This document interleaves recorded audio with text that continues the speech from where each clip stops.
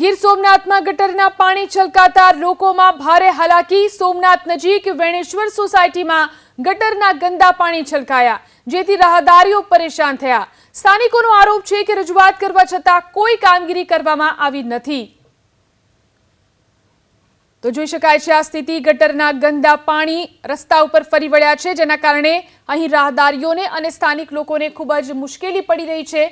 ગટરના પાણી આ રીતે છલકાવાને કારણે રોગચાળો ફેલાવાનો પણ ભય રહે છે।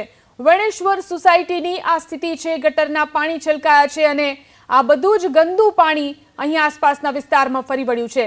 રાહદારીઓ પરેશાન છે, સ્થાનિક લોકો પણ પરેશાન છે। ગીર સોમનાથમાં આ સ્થિતિ જોવા મળી રહી છે।